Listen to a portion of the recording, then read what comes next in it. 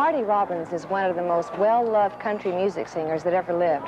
Over 20 years ago, he wrote El Paso, which soon became a country cowboy classic. Everyone remembers Marty Robbins as a country music legend, but behind the fame was a life full of untold stories. From his lonely, abandoned house to his one true love, 2 children, very tragic death, and the legacy he left behind. Join us as we uncover the hidden truth about Robbins' life that no one knew before now. The abandoned house. At the time when Marty Robbins was still alive, he lived in a beautiful and peaceful home in Brentwood, Tennessee. This house was a 5-bedroom residence which was custom designed for Robbins and his family. It was also built in the early 1970s. However, due to land issues, the entire house was relocated in the late 70s to a serene 5-acre property on Pate Road in Franklin, Tennessee. Interestingly, Robbins and his family did not move with the house to its new location. Now, what was once seen as a lively home is currently surrounded with silence, starting from the walls, which might have once echoed Marty's melodies, and now it stands quiet to every other corner that holds his memories. Although the house was listed for sale back in 2018 with hopes of attracting a new family, it never truly escaped the shadow of its past. While not legally declared abandoned, the aura around it feels really empty or even haunting, because with nearly 4,600 square feet, a swimming pool, a barn, and fruit trees scattered across the land, it should feel like a paradise. But instead, it feels like a memory sealed in time. Now let's talk about Robbins' family and how they lived before his death. Wife and 2 children. Just like Marty Robbins' career, his personal life was anything but boring. In 1949, Marty married his sweetheart, Marizona, who stood by his side throughout the highs and lows of his famous career. They shared a life full of love and devotion, creating a family that would become the core of Marty's world. Marizona was known for her quiet strength, and it played a key role in supporting him during the peaks of his stardom and the struggles of his health. Together, they had just 2 children who would carry on the Robbins name. Their first child, Ronnie Robbins, born on July 16, 19, is a talented artist who has followed in his father's musical footsteps. You might have seen him performing on shows like Country's Family Reunion, where he shares the stage with other country music legends and their families. Ronnie is often seen honoring his father's legacy by singing classic Marty Robbins hits, just like the iconic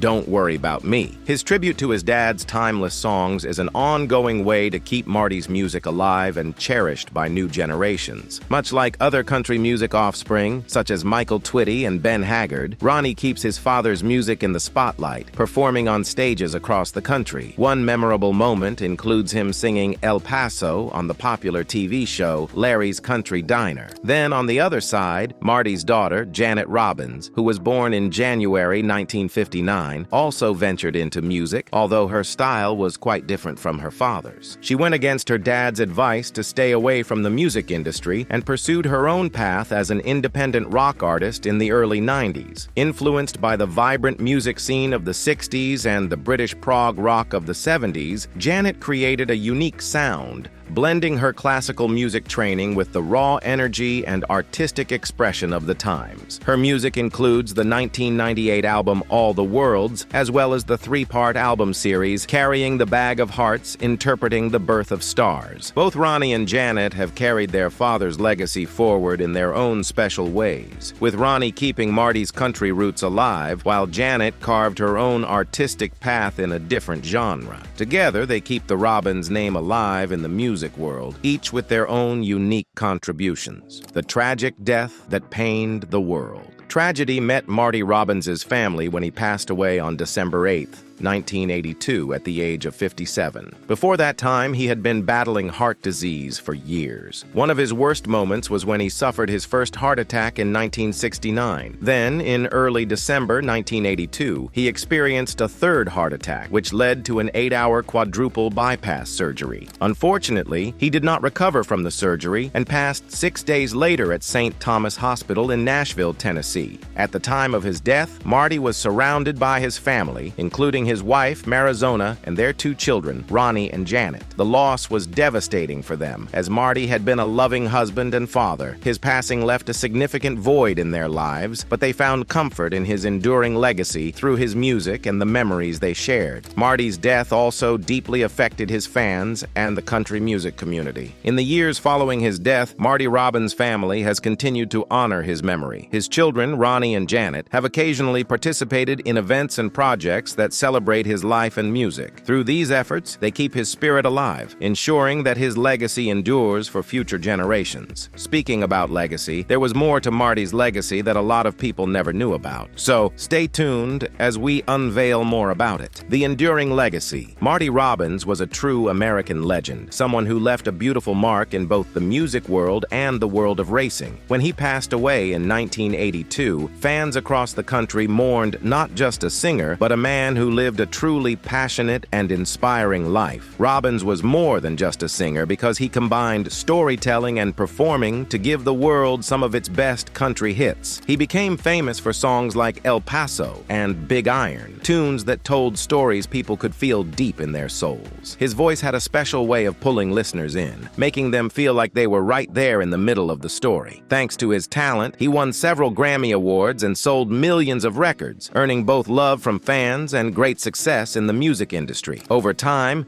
he built up a strong financial foundation, mostly through his music career, though he also earned some money from acting and racing. But Marty Robbins didn't stop with just music. He had another huge passion, which was NASCAR racing. While many celebrities stuck to stages and screens, Robbins got behind the wheel and raced with real drivers on real tracks. He didn't just do it for attention, he did it because he genuinely loved it. He even had several top 10 finishes and once came in 5th place at a big race in Michigan in 1974. He raced at major tracks like Daytona and Talladega, sometimes squeezing races into his schedule when he wasn't performing on stage. One moment in 1972 showed just how bold he was. It was at the Winston 500 that Robbins stunned everyone by racing way faster than he had in qualifying. When asked about it later, he openly admitted he had removed the restrictors NASCAR required. He laughed and said he just wanted to know how it felt to run with the leaders. Even after his death, people never forgot him to the extent that he was honored by NASCAR when they named a race in his memory. It didn't stop there. His famous Dodge Magnum was restored and displayed for years at the Talladega Museum, and even though it's now privately owned in California, the car still shows up at vintage races, a rolling tribute to a one-of-a-kind man. His legacy also made it into modern television. In 2014, one of his iconic cars, the 1969 Dodge Charger Daytona, was featured on a show called Fat and Furious Rolling Thunder. That same year, another show, Americana, followed the restoration of a 1964 Plymouth Belvedere he once raced, and NASCAR never stopped showing love for Marty Robbins. In 2016, Kyle Larson's car was painted in Robbins' purple and gold colors. Then in 2021, Tyler Reddick's Hash 8 car showed off the bright magenta and chartreuse Robbins once raced in. In 2022, Corey LaJoie even brought back Robbins' rare 777 car design. Marty Robbins wasn't just a country star. He wasn't just a NASCAR driver. He was a dreamer who chased every passion with full force. Whether behind a microphone or a steering wheel, he gave it his all. His songs are still played and his racing stories are still shared with a smile. With the way Robbin made so much impact, what do you think his net worth was? Do you think it was as large as the impact and legacy he built? Let's find out. Marty Robbins' net worth. Marty Robbins was a man of many talents. He was a gifted singer, a passionate songwriter, and even a daring NASCAR driver. By the time he passed away in 1982, his net worth was estimated to be around $10 million. He built his fortune through a combination of his music career, acting roles, and racing endeavors. Robbins' music career was the cornerstone of his wealth. He recorded over 500 songs and released more than 60 albums, with hits like El Paso, Don't Worry, and Big Iron becoming classics. These songs not only topped charts, but also earned him Grammy Awards and continued to generate income through royalties and licensing deals, even after his death. In addition to music, Robbins had a passion for NASCAR racing. He participated in 35 NASCAR Winston Cup events, achieving 1 top 5 and 6 top 10 finishes, with total winnings of $49,120. While we've already exposed some crucial parts of Marty's life, it will will be necessary if we explore deeper on how he got to his celebrating stage, the tough childhood. Just like most country musicians, Marty Robbins had a different real name and stage name. He came into the world as Martin David Robinson on September 26, 1925, in a small town called Glendale, close to Phoenix, Arizona. He was born into a simple family, but life wasn't always easy. His parents, John Jack Robinson and Emma Heckle, went their separate ways when Marty was only 12 years old. That kind of heartbreak at such a young age could have shaken anyone, but Marty found comfort in something special, which was stories. One of the warmest and most lasting memories from Marty's childhood came from the time he spent with his grandfather on his mother's side. The man was known around as Texas Bob Heckle, a traveling salesman who loved telling tales, selling little books of poems, and sharing adventures from the Wild West. Young Marty would sit close by, singing old church songs, while his grandfather shared tales that seemed larger than life. Those storytelling moments planted seeds of imagination that would later bloom into powerful songs like Big Iron. These songs were literally inspired by those very stories and the claim that Texas Bob had once been a Texas Ranger, or at least liked to say so. As he grew up, Marty didn't have the chance to finish high school. Times were tough, and he had to work odd jobs to help out. He did everything from boxing in local rings to digging ditches, delivering ice, and working as a mechanic's assistant. Life was rough, but he kept moving forward. At the age of 17, he made a bold decision to join the U.S. Navy during the Second World War. He ended up far from home, stationed in the Solomon Islands in the Pacific. It was during this quiet, isolated time at sea that Marty picked up a guitar, started strumming, and began writing songs. Music slowly became his escape. He also grew fond of the sweet sounds of Hawaiian melodies, which left a gentle mark on his musical style later on. When he came back from the war in 1947, life started to take shape in a new direction. He got married the following year and wasted no time getting into music. He began performing around Phoenix, charming local crowds with his voice. In the early 1950s, Marty managed to land his own radio show on KTYL, and soon after, his own TV show called Western Caravan on KPHO-TV. His talent and charisma caught the attention of little Jimmy Dickens, a fellow country musician who visited his TV show, and that meeting changed everything in Marty's life. Dickens believed in Marty and helped him get signed with Columbia Records, giving him the big break he had been working so hard for. What made him popular? Marty Robbins became a familiar face on the stage of the Grand Ole Opry in Nashville, Tennessee, where he charmed audiences with his signature voice and presence. Though country music went through many changes, and fans in the 1970s started leaning toward the more rebellious sounds of artists like Waylon Jennings and Willie Nelson, Marty stayed true to his style. He proudly wore his fancy Western-style outfits and stayed rooted in the smoother, polished sound of earlier country stars like Jim Reeves. People mostly remember him for his epic Western song El Paso, but Marty wasn't afraid to mix it up. He could swing into a lighter, almost pop-rock style too, like in A White Sport Coat and a Pink Carnation. No matter what kind of song he sang, he always brought his own flair and stayed effortlessly cool, right to the very end of his career. In 1980, Marty was featured on the popular PBS show Austin City Limits, which gave fans a chance to see him doing what he loved most. But music wasn't the only thrill in his life. Marty had a real passion for fast cars and speed. He wasn't just a casual fan, he actually got behind the wheel and raced. He took part in 35 NASCAR Grand National Series races and managed to finish in the top 10 6 times, proving he had skills on the track as well as on stage. One of his standout moments in racing was the 1973 Firecracker 400, where he held his own among seasoned drivers. Back in 1967, he even acted as himself in a movie about racing called Hell on Wheels. His love for racing cars went deep to the extent that he especially liked driving Dodges, which were tuned and prepared by the legendary NASCAR builder Cotton Owens. Over time, he raced everything from Dodge Chargers to a shiny 1978 Dodge Magnum. In 1976, he got the honor of leading the Indianapolis 500 as the pace car driver,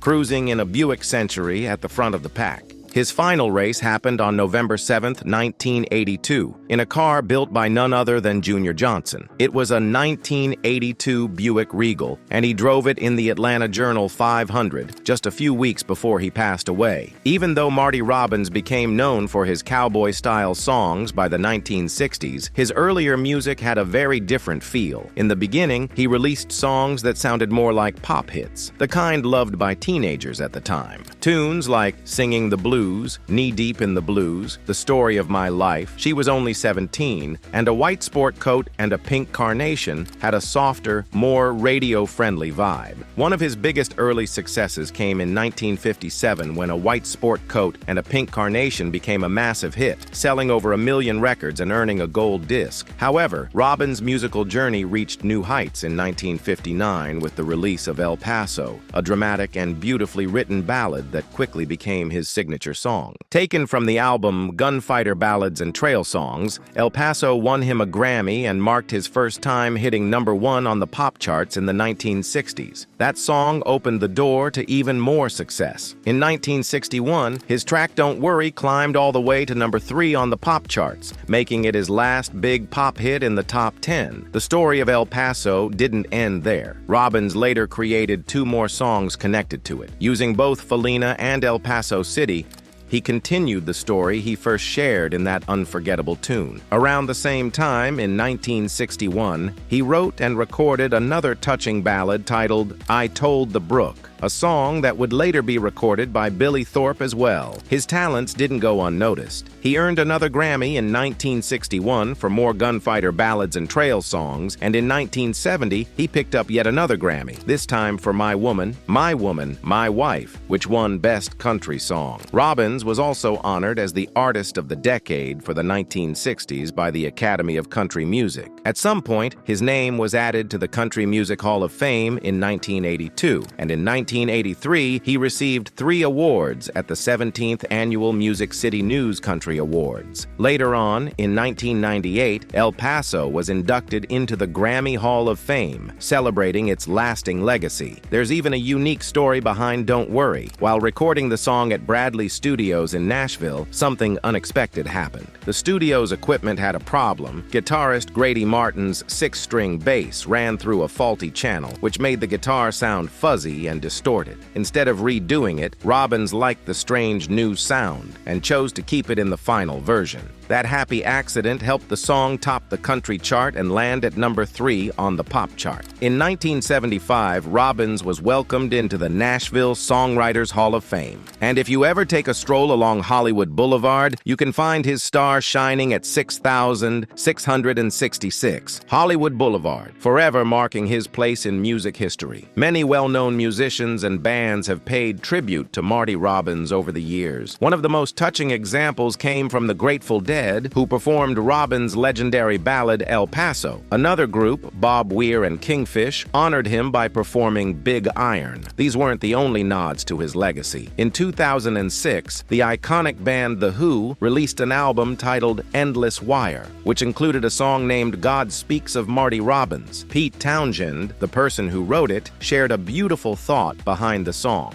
The thoughts were that he imagined God creating the universe just to enjoy music, and especially to listen to one of his finest creations, which in his mind was Marty Robbins. Back in 1984, the band Beasts of Bourbon also shared their admiration by releasing a song called The Day Marty Robbins Died on their first album, The Axeman's Jazz. Robbins' powerful songwriting reached the hearts of other legends too. His song, You Gave Me a Mountain, was recorded by big names like Frankie Lane and Elvis Presley. Frankie's version even made it onto the pop and adult contemporary charts in 1969. While Elvis never recorded Robbins' songs in a studio, he was a huge admirer and sang You Gave Me a Mountain live many times. That particular performance showed up on no less than 50 of Elvis's albums. Johnny Cash, another country music icon, also showed great respect for Robbins. He recorded Big Iron for his American Recordings series, which later appeared in his Unearthed box set. Cash didn't stop there. He also recorded other Robbins tracks like I Couldn't Keep From Crying, Kate, and Song of the Patriot. Cash held Robbins in such high regard that he invited him to perform several times on his own national TV show. Big Iron, one of Robbins's most memorable tunes from his 1959 album Gunfighter Ballads and Trail Songs, got a second life in 2010 when it was used in the video game Fallout New Vegas, bringing Marty's music to a whole new generation of fans. One of his greatest hits, El Paso, found its way into pop culture again when it was played during the final episode of the popular AMC series Breaking Bad. That same song was also featured in the BBC's prequel to the comedy show Only Fools and Horses, proving that Robbins's music remained timeless. Robbins's achievements weren't just celebrated in the music world. Northern Arizona University awarded him an honorary degree in recognition of his incredible impact. And in 2001, singer-songwriter Don McLean, best known for American Pie, released a whole album called Sings Marty Robbins, filled with covers of Robbins' classic songs. In 2016, Robbins received a very personal tribute from his hometown. A section of Glendale Avenue in Glendale, Arizona, where he grew up, was renamed Marty Robbins Boulevard in his honor. Before he passed away, Robbins had one more shining moment. He got to perform at the White House alongside the legendary Frank Sinatra, a memory that would surely have meant the world to him.